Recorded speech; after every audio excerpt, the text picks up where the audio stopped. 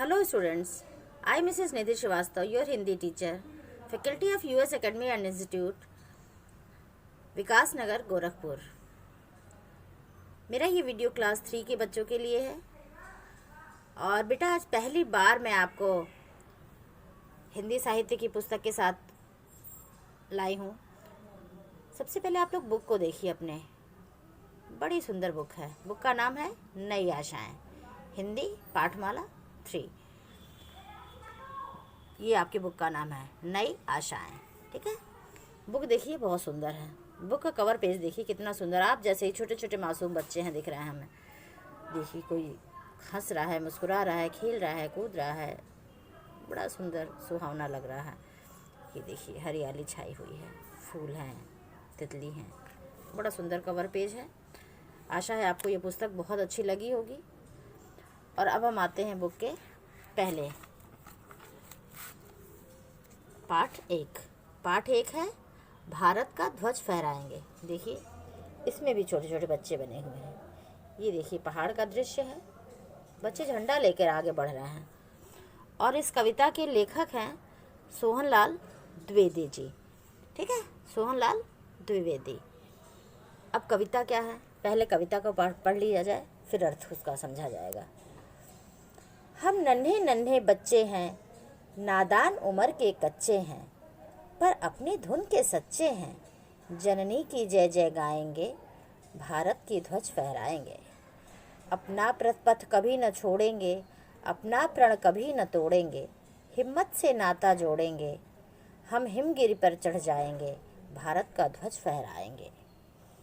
हम भय से कभी न डोलेंगे, अपनी ताकत को तोलेंगे। साहस की बोली बोलेंगे, पग आगे सदा बढ़ाएंगे, भारत का ध्वज फहराएंगे। कविता सुनने के बाद समझ में तो आ रहा होगा कि बच्चे अपने ही विषय में बात कर रहे हैं, बच्चे किसी और के बारे में बात नहीं हो रही है। इस कविता में ये जो बच्चे हैं छोटे छोटे दिख रहे हैं, ये बच्चे आपके जैसे बच्चे अपने बारे में ही बता रहे हैं, अपनी ही भावनाओं को व्यक्त कर रहे हैं। उनकी भावनाएं किस बारे में हैं? अपने देश के बारे में, अपना देश प्रेम व्यक्त कर रहे हैं। किस प्रकार से व्यक्त कर रहे हैं, क्या कह के व्यक्त कर रहे हैं? हम नन्हे नन्हे बच्चे हैं, नादान उम्र के कच्चे हैं। यानी कि हम छोटे छोटे बच्चे हैं, नादान हैं, मासूम हैं, छोटे हैं, उम्र में भी बहुत छोटे हैं। उम्र के कच्चे यानी उम्र हमारी बहुत कम है। हम भले ही नादान हैं, उम्र में भी कम हैं, पर अपनी धुन के बड़े पक्के हैं हम। यानी कि हमारे अंदर लगन बहुत है। भले ही हम छोटे हैं, नादान हैं, कम उम्र के हैं, पर हमारे अंदर लगन बहुत है। जननी की जय जय गाएंगे, भारत का ध्वज फहराएंगे। जननी की जय जय यानी जननी यानी जन्म देने वाली। जन्म देने वाला कौन होता है? माँ होती है। लेकिन यहाँ पे बात जननी की मतलब अपने माँ की बात नहीं की गई, यहाँ पे भारत माँ की बात हो रही है कि भारत का हम किस प्रकार से जय जयगान करेंगे, भारत को किस तरह से हम इतने ऊंचाइयों पर ले जाएंगे कि जहाँ सिर्फ भारत की जय जयकार हो, और भारत की ध्वज फहराएंगे। यानी कि भारत का ध्वज फहराएंगे, भारत का जो झंडा है उसको हम लहराएंगे, ऊंचा से ऊंचा रखेंगे। आगे बात समझ में? हम नन्हे नन्हे बच्चे हैं, हम छोटे हैं, नादान हैं, मासूम हैं, उम्र में भी कम हैं, परंतु हमारी धुन बड़ी पक्की है। हम अपने धुन के बड़े पक्के हैं। माँ की जय जयकार करेंगे और भारत की ध्वजा को फहराएंगे। अपना पथ कभी न छोड़ेंगे, यानी कि हम अपना रास्ता कभी नहीं छोड़ेंगे। कौन सा रास्ता? मेहनत का रास्ता, लगन का रास्ता, सच्चाई का रास्ता। अपना प्रण कभी न तोड़ेंगे। अपना प्रण कभी न तोड़ेंगे यानी कि हमने जो प्रण लिया है, जो प्रतिज्ञा ली है, अपने देश को ऊंचा रखने की, अपने देश का सम्मान बढ़ाने की, अपने माता पिता का नाम करने की, इन चीज़ों की जो हमने इतनी छोटी सी उम्र में प्रतिज्ञा ली है, वो अपना प्रण हम कभी नहीं तोड़ेंगे। हिम्मत से नाता जोड़ेंगे। और हिम्मत, भले ही हम छोटे हैं आज, लेकिन हम आगे बढ़ेंगे। और हिम्मत ना कभी छोड़ेंगे और ना अपने आप को कमज़ोर समझेंगे। हम हिमगिरी पर चढ़ जाएंगे, भारत का ध्वज फहराएंगे। हम हिमगिरी पर चढ़ जाएंगे। हिमगिरी यानी बर्फ़ के पहाड़।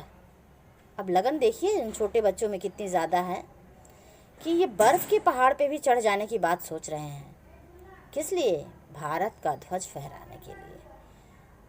बर्फ़ के पहाड़ पे भी चढ़ना पड़े हमको तो हम चढ़ेंगे, जाएंगे। भारत का ध्वज, हमेशा भारत का झंडा ऊंचा रखेंगे।